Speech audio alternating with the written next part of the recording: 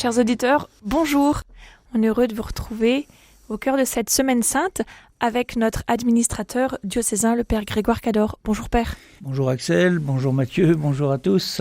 Notre diocèse est dans une grande joie depuis lundi car nous avons appris que le pape François a nommé un nouvel évêque. Alors Père, je vous laisse la joie de donner son nom et peut-être de nous faire part de ce que vous vivez depuis cette nomination, depuis que vous le savez. Voilà, donc Monseigneur Jean-Pierre Vuillemin a été nommé par le pape comme nouvel évêque du Mans et pour moi c'est une immense joie. On attendait ça depuis longtemps. Le nonce apostolique m'avait parlé d'une période en moyenne de 9 mois et il se trouve que effectivement, jour pour jour, il va y avoir 9 mois entre le moment où le Père Le Sceau s'est assis sur le siège d'Annecy le 21 août dernier et le 21 mai, c'est Monseigneur Jean-Pierre Vuillemin qui va être installé sur le siège de Saint-Julien ici au Mans. Donc évidemment une très grande joie et le fait que ça vienne au tout début de la Semaine Sainte me semble aussi un très beau signe. La veille, on avait entendu le récit de l'entrée de Jésus à Jérusalem. Béni soit celui qui vient au nom du Seigneur. C'est exactement ça qui se passe.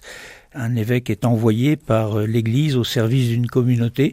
Et donc, c'est bien au nom du Seigneur qu'il est présent, qui sera au milieu de nous pour nous guider. Et je suis vraiment heureux de cette nomination. Vous l'avez déjà rencontré ? Je l'ai déjà rencontré. Alors, je l'avais rencontré déjà l'année dernière à Lourdes, au moment de l'assemblée plénière. Alors, à l'époque, évidemment, ni lui ni moi ne savions quoi que ce soit. On s'était croisés sur le pont qui traverse le Gave. Et il m'a demandé qui j'étais. Je lui ai dit, là, je suis du Mans. Il me dit, je connais pas du tout le Mans. Voilà. Et comme j'ai vu qu'il était évêque, moi je le connaissais pas non plus, je lui ai dit, écoutez, nous on cherche un évêque, donc venez quand vous voulez, venez découvrir le diocèse, un peu sous forme de boutade. Et puis voilà, que la boutade est devenue réalité. Et j'en suis très heureux parce que quand j'ai regardé, après ce premier contact qui m'avait paru très sympathique, j'avais un peu regardé son profil et je me disais que vraiment il cochait beaucoup de cases dont on avait besoin. Justement, est-ce que vous pouvez nous redire d'où il vient ? Alors, il est prêtre du diocèse de Saint-Dié dans les Vosges. Il est actuellement évêque auxiliaire depuis 4 ans du diocèse de Metz. Il avait été appelé là-bas pour soutenir Monseigneur Laglaise qui était fatigué. Et puis au moment du départ de Monseigneur Laglaise, il a été nommé administrateur apostolique, lui parce qu'il était déjà évêque. Et puis quand le nouvel archevêque de Metz est arrivé, donc il était disponible. Et donc le pape l'a appelé pour l'envoyer chez nous.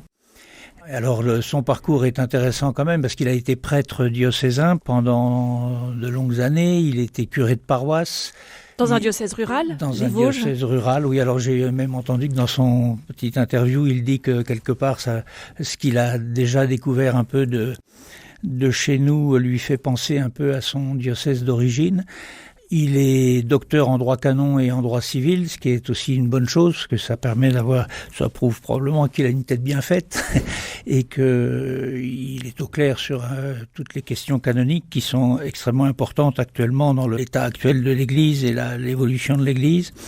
Et puis alors j'ai découvert qu'il avait fait sa coopération en Corée et que donc il y a déjà quelques années il avait appris le coréen. Donc c'est quand même là aussi un signe. Trouver un évêque en France qui parle le coréen pour venir comme évêque d'un diocèse qui a accueilli récemment des prêtres et des religieuses coréennes, c'est quand même tout à fait intéressant. Il est tourné vers l'Allemagne aussi, du fait qu'il est lorrain d'origine. Je crois qu'il a appris l'allemand étant à l'école, et donc il devrait s'y remettre assez rapidement. Et il a été très touché dès qu'il a entendu parler de notre lien séculaire avec Paderborn. Et il a quel âge ? Il a 56 ans, donc il a déjà une certaine expérience et il est encore jeune, et ça aussi c'est une chance. Et puis moi, il m'a vraiment touché parce qu'il me semble être un homme très simple, d'abord facile d'une part, Et puis ne cherchant pas du tout à se mettre en avant, ou il ne m'apparaît absolument pas comme quelqu'un de partisan et on le sent ouvert et décidé à être ouvert à tous et à découvrir. Donc ça, c'est très disponible à la volonté de Dieu et à ce qu'il va découvrir du travail de l'Esprit Saint qui le précède. Justement, il vient la semaine prochaine, en fait, nous rencontrer. C'est ça, il vient la semaine prochaine. Donc là, pour la semaine sainte, c'était difficile d'une part pour lui et d'autre part pour nous, parce qu'il y a tout un programme évidemment pendant cette semaine sainte. Mais dès le début de la semaine prochaine, il nous rejoint et son premier contact, ce sera avec l'ensemble du peuple de Dieu. Le mercredi prochain, il va rencontrer... Mercredi 12 avril, à 20h. 12 avril, c'est ça, à 20h ici à la Maison Saint-Julien. Il commence à 18h30 en rencontrant les prêtres et les diacres, les ministres ordonnés, avec lesquels il va partager le pique-nique. Et puis ensuite, il continuera avec l'ensemble du peuple de Dieu, les prêtres, les diacres et tous les chrétiens, tous ceux qui voudront d'ailleurs venir le découvrir, un temps de contact où il va se présenter, où les gens vont pouvoir le voir, le toucher, c'est ça, le voir. Et puis ensuite, il va aussi découvrir évidemment notre belle maison Saint-Julien avec tous ses services, en faisant le tour un peu systématique de la maison. Il pourra célébrer avec nous et il prendra aussi le temps de rencontrer le conseil actuel pour faire un peu le point sur les dossiers en cours.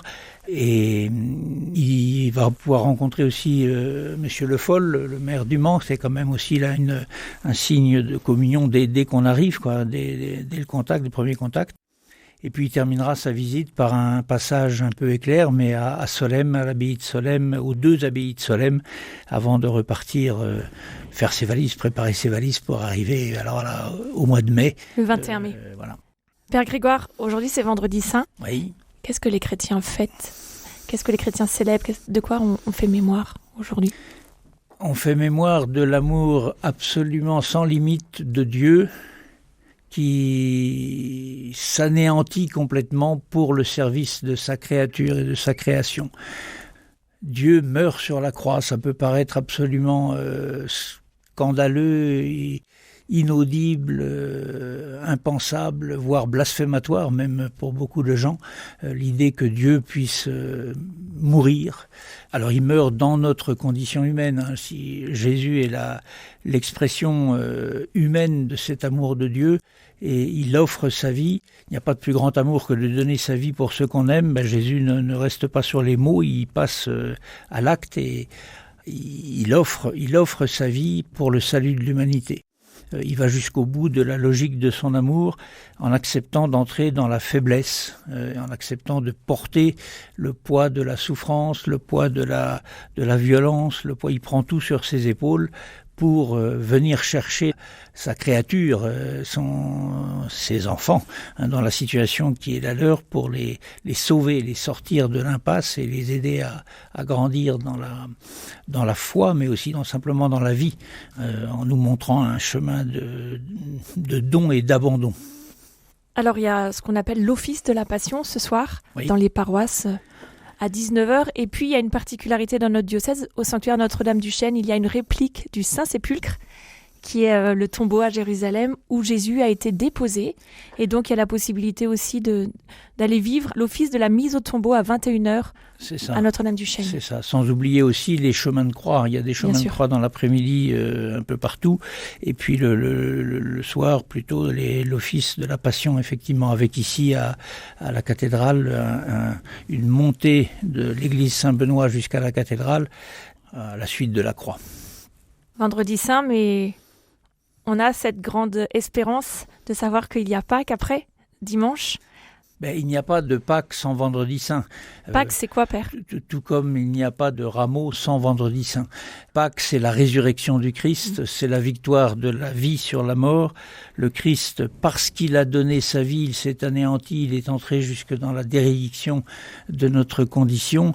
Dieu le relève, Dieu le relève d'entre les morts. Alors Pâques, c'est pas le retour à la vie de Jésus, c'est l'entrée dans la vie, dans la plénitude de la vie. Il traverse la mort et il en sort victorieux. Lazare est revenu de la mort, mais Lazare est mort une deuxième fois, tandis que Jésus, lui, est vivant à jamais et il nous ouvre les portes de la vie. Alors il donne sa vie. J'ai entendu une fois des enfants me dire mais alors Jésus s'est suicidé pour nous. Faisant une nette confusion entre donner sa vie et se suicider. Jésus ne s'est pas suicidé, il a donné sa vie. Et les gens ont voulu lui arracher la vie qu'il avait justement pour le faire taire. Et lui le dit très bien dans l'évangile de Saint Jean, « Ma vie, nul ne la prend, c'est moi qui la donne ». Il y a une distinction très nette entre se donner la mort et au contraire donner sa vie.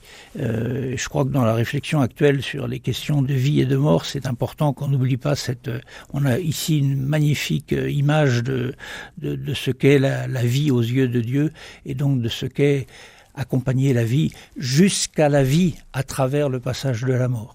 Merci beaucoup Père Grégoire. Bon Triduum Pascal, on est dedans, en plein dedans. Et puis belle fête de Pâques ainsi qu'à tous nos auditeurs. Voilà, on vous dit à la semaine prochaine. Et la semaine prochaine, on reviendra aussi sur ces catéchumènes qui seront baptisés dans la nuit de Pâques. Il y en a 29 dans notre diocèse et on peut les porter dans notre prière. C'est ça. Bonne fête de Pâques à tous et merci à vous Axel. Merci Père.